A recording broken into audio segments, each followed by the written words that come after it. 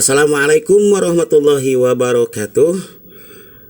Abah ucapkan terima kasih kepada Abah ataupun sahabat ya yang telah merequest meminta katanya tolong dialih bahasa dengan bahasa Indonesia. Itu Abah ucapkan terima kasih sekali ya kepada yang komen atau mengisi di kolom komentar. Jadi untuk sementara untuk kali ini kan cocok Abah sadayana nah Abah rek ka Jakarta heula.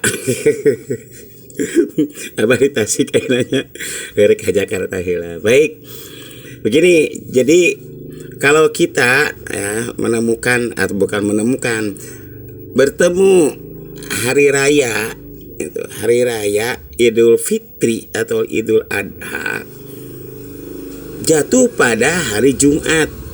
Itu kebanyakan orang itu ada yang melaksanakan sholat Jumat, ada yang tidak melaksanakan sholat Jumat.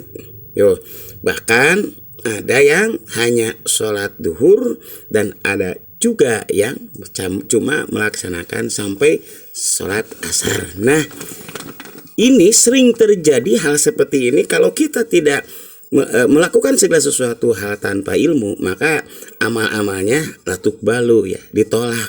Tapi kalau berdasarkan ilmu ya, karena kita mempunyai ilmu ya, dengan ilmunya itu melaksanakan ya tentu diterima karena dengan berdasarkan segala hal apapun kita memerlukan ilmu. Nah, di sini Abah akan jelaskan ya, ketika kita bertemu atau lebaran hari raya Idul Fitri dan Idul Adha jatuh pada hari Jumat, maka ada 4 pendapat atau 4 madhab. Yang pertama adalah Imam Syafi'i. Yang kedua adalah Imam Ahmad ya. Yang ketiga Imam Atha dan yang keempat Abu Hanifah. Ini penjelasannya. Menurut Imam Syafi'i, apabila hari Jumat atau apabila lebaran Idul Fitri atau Idul Adha jatuh pada hari Jumat, maka menurut Imam Syafi'i, bagi orang yang ada di kampung itu ya, ada di kampung itu tetapi jauh dari masjid jami yang suka dipakai sholat Jumat, maka itu tidak wajib melaksanakan sholat Jumat ya. Yang kedua masih pendapat Imam Syafi'i, bagi orang itu yang dekat rumahnya dengan masjid jami atau yang suka dipakai sholat Jumat, maka bagi orang yang ada di kampung itu wajib melaksanakan sholat Jumat. Nah, yang ketiga masih pendapat Imam Syafi'i, bagi orang yang bepergian. Jadi kalau di kampung Abah itu begini, kita silaturahim ya setelah Idul Fitri, setelah sholat Id kita kan selalu musafahah, minta maaf itu dari rumah ke rumah, keliling semua. Nah setelah itu, setelah beres yang ada di kampung ini, lalu pergilah ke saudara yang jauh atau teman-teman dan lain sebagainya. Artinya keluar dari kampung itu. Gitu. Ini masih pendapat Imam Syafi'i. Nah, bagi orang yang bepergian seperti itu, maka tidak wajib untuk melaksanakan sholat Jumat. Itu. Jadi yang tidak wajib melaksanakan sholat Jumat ada berapa? Ada 2 ya, kata Imam Syafi'i.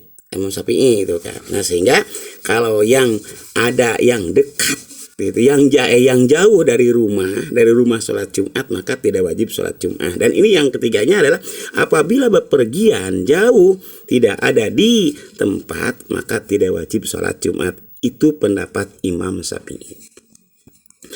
Sedangkan menurut Imam Ahmad ya, menurut Imam Ahmad itu tidak wajib sholat Jumat ya, tapi dia menyuruh cukup dengan melaksanakan sholat duhur.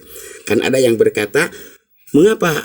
Apakah ada khutbah 2 kali gitu kan? Khutbah 2 kali setelah karena tadi pagi khutbah Idul Fitri atau Idul Adha, masa harus 2 kali lagi khutbah? Adakah 2 kali khutbah? Itu pertanyaannya. Nah ini penjelasan atau jawaban seperti ini. Jadi ada yang mewajibkan atau berpendapat bahwa tidak perlu sholat Jumat, cukup sholat duhur. Bagi siapa? Ya bagi siapapun. Ini itu menurut Imam Ahmad. Bagi yang ada di rumah, di kampung, atau yang bepergian, itu semua tidak, baik yang dekat ataupun tidak dekat, di masjid yang suka dipakai Jumatan atau masjid jami, itu tidak wajib sholat Jumat, cukup sholat duhur apabila Idul Fitri, Idul Adha bertemu atau jatuh pada hari Jumat. Itu menurut Imam Ahmad.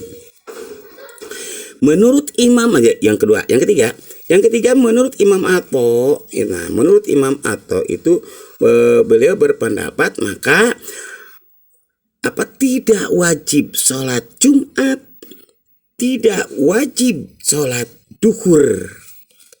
Nah, itu pendapat Imam Atho. Jadi tidak wajib sholat Jumat, tidak wajib sholat duhur. Berarti apa?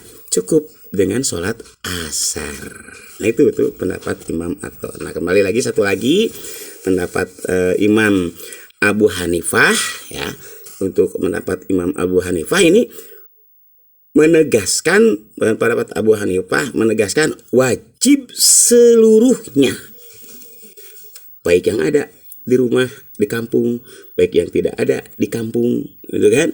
Baik yang dekat di masjid ataupun jauh dari masjid jami, itu semuanya tetap harus dilaksanakan. Sholat sunatnya tadi paginya, terus sholat Jumat, duhur, ya bagi yang sholat itu harus dilaksanakan segalanya bagi Imam Abu Hanifah. Itulah ya rekan-rekan, inco-inco abah semuanya.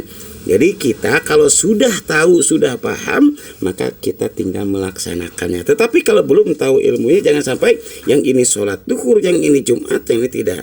Silahkan dipilih, silahkan mana yang mau dilakukan, dilaksanakan, karena itu menurut semua dalil-dalilnya. Tetapi abah pesan, abah tidak akan menyuruh, tidak akan melarang, tetapi abah pesan, kita ingat, kita harus tahu, kita harus lihat posisi hukum tersebut. Ya. Apa hukumnya? Sholat Idul Adha, Idul Fitri, Idul Adha, hukumnya apa? Sunat kan? Sunat. Nah, sedangkan sholat Jumat hukumnya wajib kan? Itu. Nah, jadi di sini memang kalau melaksanakan sesuatu kita harus berurutan ataupun tetap menjalur. Apa yang kita ambil pendapatnya atau imam mana yang kita ikuti ya. Nah itu. Jadi kalau kita kejar atau kalau kita lihat hukum bahwa sholat Jumat hukumnya wajib, Idul Fitri dan Idul Adha hukumnya sunat. Apa mungkin sholat wajib bisa dikalahkan dengan sholat sunat, dengan sunat? Itu maksud abah ya. Nah jadi kalau misalkan kita akan melaksanakan terus, seandainya sampai karena Jumat itu sampai ketika kita tertinggal satu rakaat misalkan tertinggal, maka kita harus berdiri berapa kali? 3 kali ya, 3 rakaat lagi. Itu sholat Jumat. Nah disinilah kita perlu untuk membukakan pemikiran apa yang akan kita lakukan semua berdasarkan ilmu. Tanpa ilmu latuk balu. Apapun itu, sampai melaksanakan ibadah pun kita tetap harus mempunyai dengan ilmunya. Di sini abah hanya mengingatkan, hanya watawasau bil haqqi watawasau bis sabr. Itu bukan berarti menggurui, maaf ya. Ini pendapat semuanya yang telah dibeberkan ataupun disampaikan. Ini hanya saling mengingatkan saja, bukan berarti menggurui. Itulah yang bisa abah sampaikan.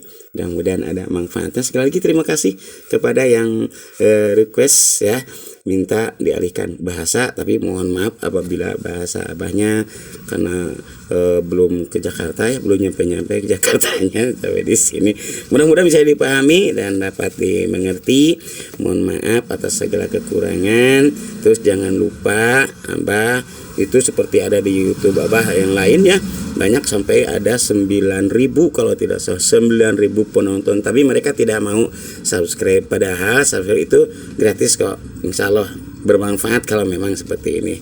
Tolong dibantu subscribe-nya, like, comment, and share. Memohon ya. Ya, mudah-mudahan ada manfaatnya, dan itulah mudah-mudahan kita termasuk orang-orang yang bertakwa terhadap Allah Subhanahu wa taala.